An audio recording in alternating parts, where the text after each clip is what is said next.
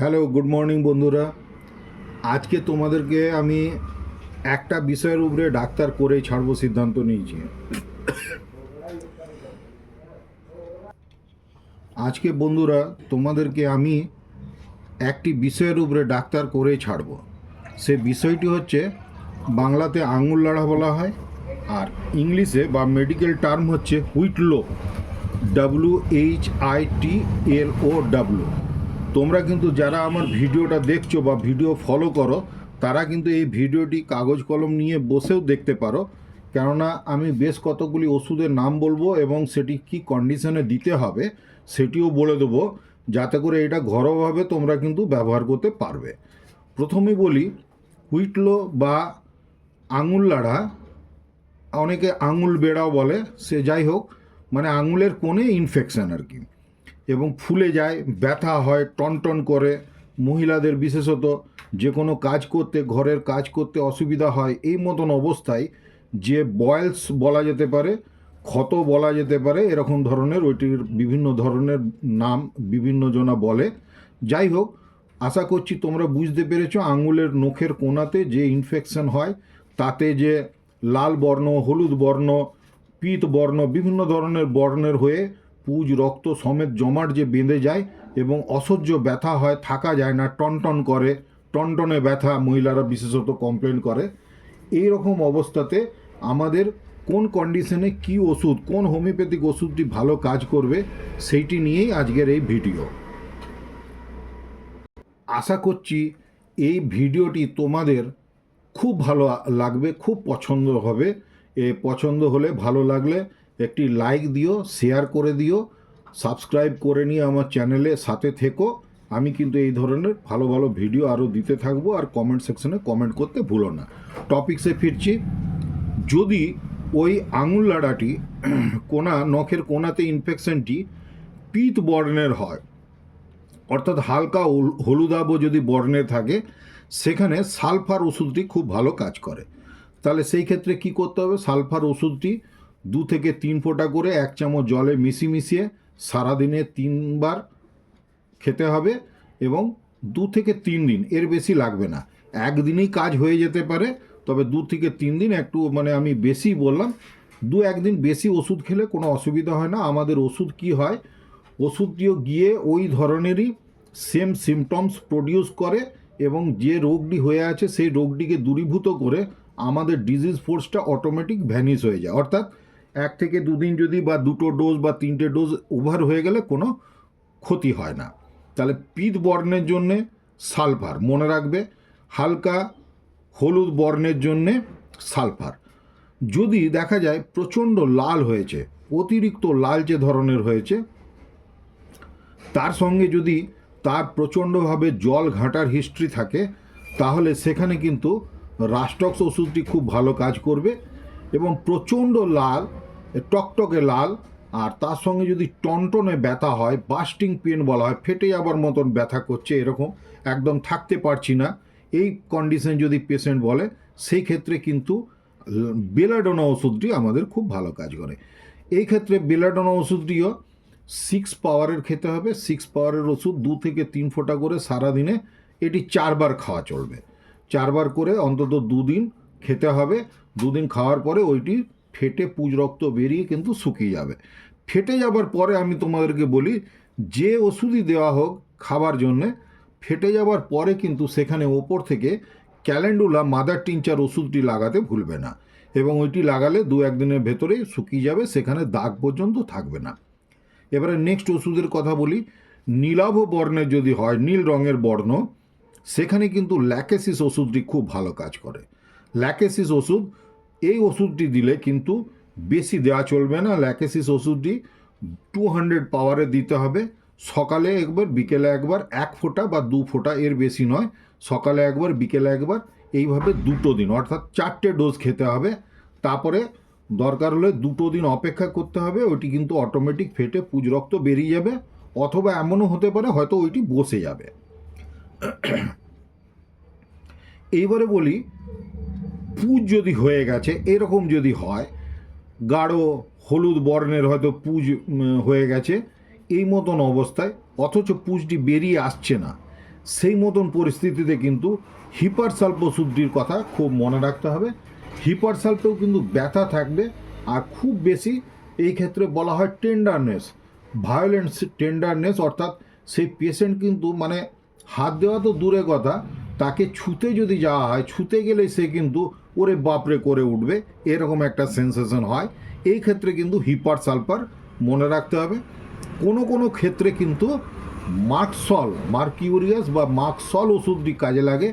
এই ক্ষেত্রে বলে রাখা ভালো যে যদি দেখা যায় যে এই ব্যথা বেদনা টনটনে ভাব এগুলো যদি রাতের দিকে বাড়ে, সেই ক্ষেত্রে কিন্তু মার্কসল ওষুধটি ব্যবহার্য। এইবারে বলি, যদি সামান্য অল্প অল্প পুজ হয়েছে, অল্প পুজ, বেশি না, পুজ মানে ওই আমাদের বাংলায় বলা হয় ভড় ভড়ে পুজ হয়ে যাওয়া, সেই ক্ষেত্রে ওই যে বললাম যে হিপারসাল্প এবং মার্কসল ভালো কাজ করবে। কিন্তু অল্প মাত্রায় হয়তো ফুলেছে অনেকখানি, কিন্তু দেখা যাচ্ছে মুখের সামনে খুব অল্প সামান্য পুজ হয়ে আছে, সেই ক্ষেত্রে কিন্তু সাইলেসিয়া ওষুধটি আমাদের খুব ভালো কাজ করে। সাইলেসিয়া ওষুধটি দিতে গেলে ওইটি কিন্তু 30 পাওয়ারের ওষুধ দিতে হবে, এবং খুব বেশি দেওয়া চলবে না, একদিনে খুব জোর হলে 2 বার। এবং সাইলেসিয়া ওষুধটি দিতে গেলে তার পদ্ধতি হচ্ছে 1 আউন্স ডিস্টিল ওয়াটারের মধ্যে 2 থেকে 3 ফোঁটা দিয়ে এবং তার সঙ্গে 10 ফোঁটা আরএস রেকটিফাইড স্পিরিট যুক্ত করে ওইটিকে 10 বার ঝাঁকুনি দেবার পরে সকালে 2 ঢাকনা এবং সন্ধ্যেয় 2 ঢাকনা, এইভাবে 2 দিন, খুব জোর হলে 3 দিন, এর বেশি খাওয়া চলবে না। 3 দিন খেলে ওইটি কিন্তু ভালো হয়ে যাবে, পুজ যতটুকু বেরোবার বেরিয়ে আসবে, বাকিটি কিন্তু শুকিয়ে যাবে।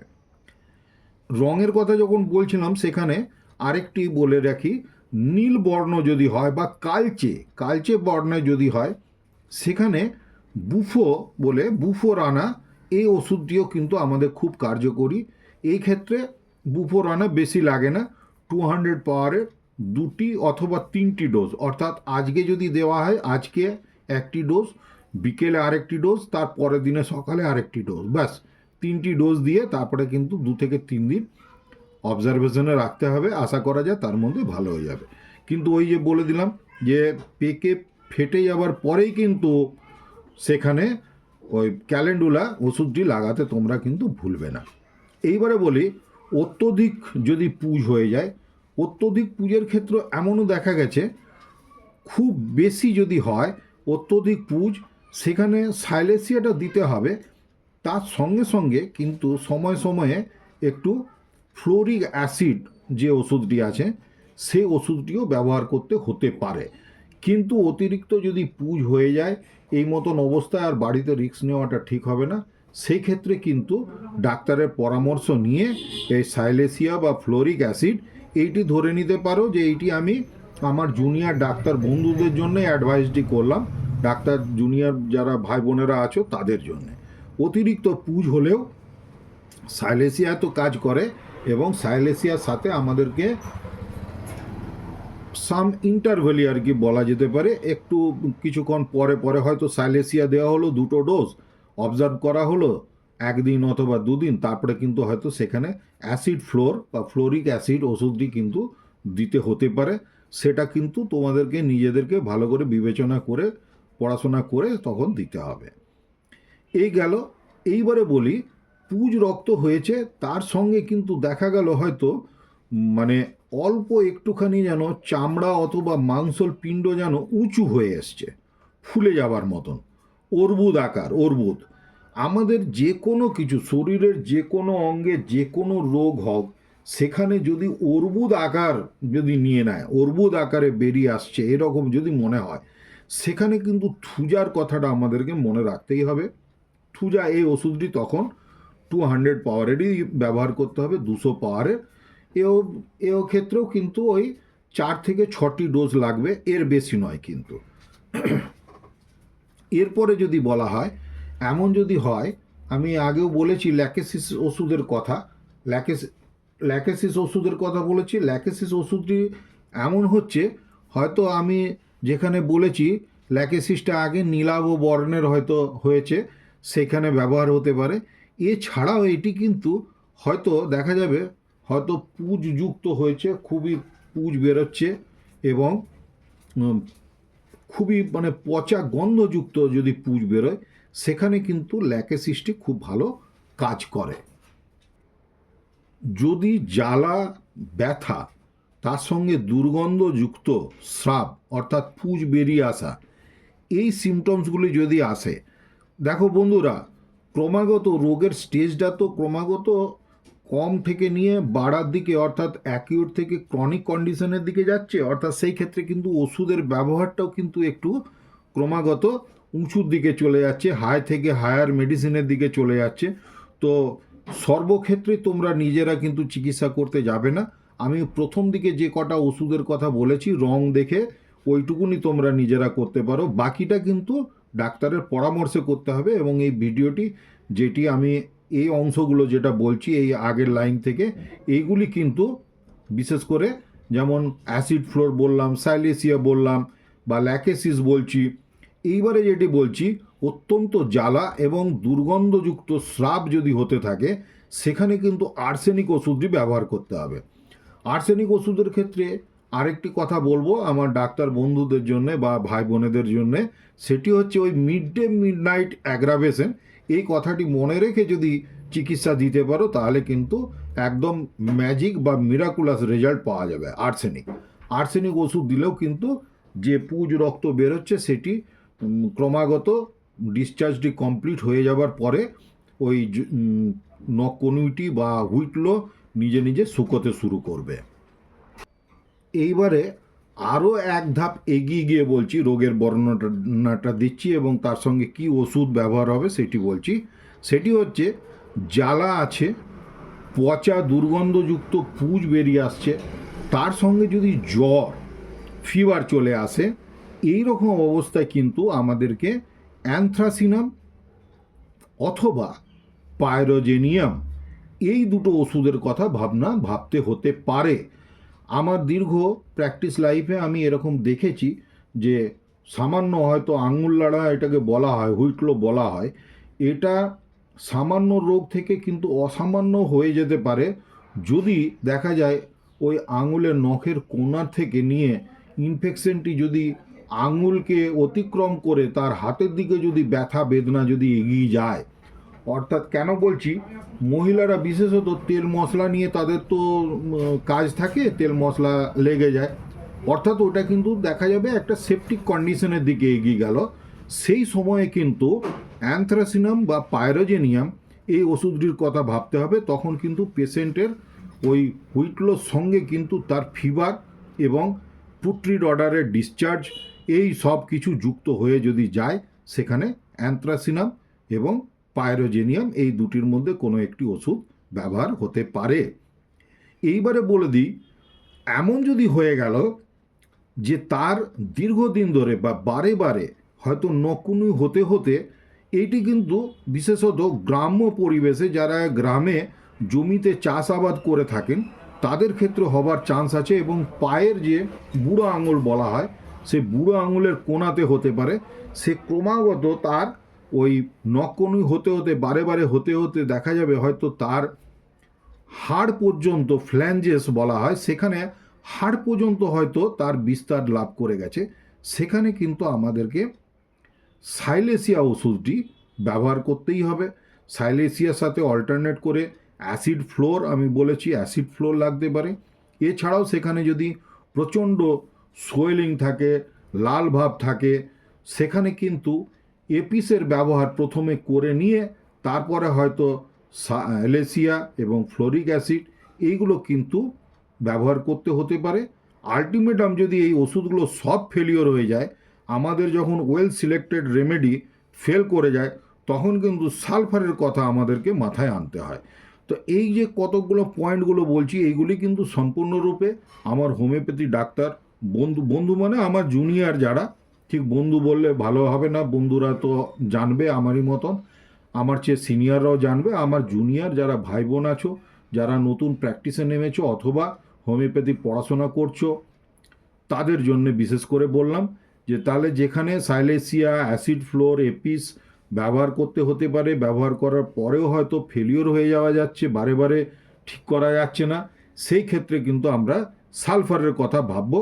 এবং সালফার তখন হয়তো একটি ডোজ দিলেই হয়তো সেটি ভালো হয়ে যাবে, 30 পাওয়ারের একটি ডোজ।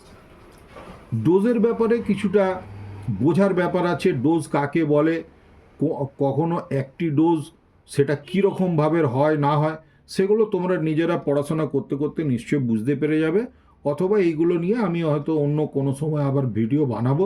তোমাদের যদি আগ্রহ থাকে আমাকে জানাবে, যে ডোজ সম্পর্কে আরে যদি জানবার ইচ্ছা থাকে তাহলে বলবে, আমি সেগুলো ভিডিওর মাধ্যমে জানাবার চেষ্টা করব। আর কোনো জুনিয়র ভাই বোন যদি পার্সোনালি ফোন করে আমাকে জানতে চাও আমি তাও জানাবো, কোনো অসুবিধা নেই, কেননা জ্ঞান যত বিতরণ করা যাবে ততই তো ভালো। তো আর সেই ক্ষেত্রে আমি আমার ফোন নম্বরটিও বলে রাখছি, 9322843777। এছাড়াও কমেন্ট সেকশনে আমি আমার অ্যাড্রেস এবং ফোন নম্বর দিয়ে রাখবো, এটি আমার হোয়াটসঅ্যাপ নাম্বারও, তো তোমরা যোগাযোগ করতে পারো। এরপরে বলে দিই, কিছু কিছু ক্ষেত্রে যেমন আমাদের ওষুধের সঙ্গে রিলেশন রেখে কিছু কাজ করতে হয়। যেমন হচ্ছে হয়তো হিপার সালফ দেওয়া হয়েছে, কিন্তু হিপার সালফ দেওয়ার পরে আমরা হিপার সালফে কিছুটা কাজ পেলাম, কাজ পাওয়ার পরে হয়তো ফেলিওর হয়ে গেলাম। সেই ক্ষেত্রে কিন্তু ল্যাকেসিস ওষুধটির কথা আমাদেরকে মনে রাখতে হবে, ল্যাকেসিস। আর এইরকমভাবেই যদি আরও একটি কথা বলা হয়, আমি আগেও বললাম, আবারও রিপিট করে বলে দিচ্ছি, কারণ এই পয়েন্টটাও জেনে রাখা দরকার। সাইলেসিয়া দেওয়া হচ্ছে, সাইলেসিয়া দিতে দিতে হয়তো ফেলিওর হয়ে যাওয়া হলো, সাইলেসিয়া দেওয়া হলো, প্রমিনেন্ট সিমটম সবই পাওয়া গেল, পাওয়া সত্ত্বেও সাইলেসিয়া হয়তো কিছুটা কাজ করার পরে সে কমপ্লিট কিওর করতে পারলো না, সেখানে কিন্তু অ্যাসিড ফ্লোরের কাজ চলে আসছে। ফ্লোরিক অ্যাসিড আমি আগেও আলোচনা করেছি যে অল্টারনেটভাবে দিতে হতেই পারে। এবারে অল্টারনেটিভ হিসাবে দেওয়া যেতে পারে, আবার এমনও হতে পারে যে সাইলেসিয়ার পরে অ্যাসিড ফ্লোর হয়তো 2 বা 3টে ডোজ দিয়ে দেওয়ার পরে কমপ্লিট কিওর হয়ে গেল, এটাও হতে পারে। যেটাই হোক, আমাদের পেশেন্টকে ভালো করা নিয়ে কথা। তো আজকে আলোচনাটা আমি এই পর্যন্তই করলাম। আশা করছি তোমাদের এই ভিডিওটা খুব ভালো লাগবে। ভালো লাগলে বন্ধু বান্ধবের মধ্যে শেয়ার করে দিও, আর সাবস্ক্রাইব করে নিয়ে বেল আইকনটি অন করে আমার সাথ দেবার চেষ্টা করো। আমি কিন্তু এই ধরনের অনেক ভিডিও বানাচ্ছি, আমার বহুদিনের প্র্যাকটিস করা হয়ে গেছে। আমি ভাবছি আমার নলেজ যদি কিছু জুনিয়রদের জন্য যদি উপকারে লাগে, সেই জন্য আমি এই ভিডিওগুলো করছি। অন্য আমার আর কোনো উদ্দেশ্য নেই। আমি প্র্যাকটিস করে যথেষ্ট স্যাটিসফাইড। আমার বার্নপুরের চেম্বার, বার্নপুরে আমাকে সকলে এক কথায় ডক্টর পান বললেই চেনে, ডক্টর MM পান আমার নাম, তবে ডাক্তার পান নিকনেমে আমাকে বেশি সকলেই চেনে। তথাপি এগুলো আমি আমার জুনিয়রদের কিছু উপকারের জন্য করছি। যদি তোমাদের ভালো লাগে তাহলে সাপোর্ট করো অবশ্যই, এবং আমাকে এনকারেজমেন্ট দিতে থেকো। ধন্যবাদ। প্রত্যেকে খুব ভালো থেকো, নিজের শরীরের যত্ন নিও। আর যারা আমার ডাক্তার বন্ধু বা জুনিয়র ভাই বোনেরা আছো, তারা নিজেদের যত্নের সাথে সাথে নিজেদের রুগীদেরও খুব যত্ন নেবার চেষ্টা করবে, কেননা এইটি আমাদের মেইন অ্যাম্বিশন। ধন্যবাদ।